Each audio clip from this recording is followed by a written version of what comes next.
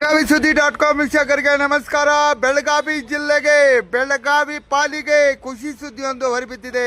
ಅದೇನಪ್ಪ ಅಂತಂದ್ರೆ ಬೆಳಗಾವಿಯ ರೈಲ್ವೆ ನಿಲ್ದಾಣಕ್ಕೆ ಡಾಕ್ಟರ್ ಶಿವಬಸವ ಮಹಾಸ್ವಾಮಿಗಳ ಹೆಸರನ್ನು ನಾಮಕರಣ ಮಾಡಲಿಕ್ಕೆ ರಾಜ್ಯ ಸರ್ಕಾರ ನಿರ್ಧಾರ ಮಾಡಿದ್ದು, ರಾಜ್ಯ ಸರ್ಕಾರ ಕೇಂದ್ರಕ್ಕೆ ಶಿಫಾರಸು ಮಾಡಿದೆ. ಬೆಳಗಾವಿಯ ರೈಲು ನಿಲ್ದಾಣಕ್ಕೆ ಡಾಕ್ಟರ್ ಶಿವಬಸವ ಮಹಾಸ್ವಾಮಿಗಳ ಹೆಸರು ನಾಮಕರಣ ಮಾಡಲಿಕ್ಕೆ ರಾಜ್ಯ ಸರ್ಕಾರ ನಿರ್ಧಾರ ಮಾಡಿ ಕೇಂದ್ರ ಸರ್ಕಾರಕ್ಕೆ ಶಿಫಾರಸು ಮಾಡಿದೆ. ಬೆಳಗಾವಿ ಜಿಲ್ಲೆಗೆ ಖುಷಿ ಪಡುವಂತಹ ಸುದ್ದಿ, ಎಲ್ಲರೂ ಸಂತಸವನ್ನು ಪಡುವಂತಹ ಸುದ್ದಿ ಈಗ ರಾಜ್ಯ ಸರ್ಕಾರ ಬೆಳಗಾವಿಗೆ ನೀಡಿದೆ.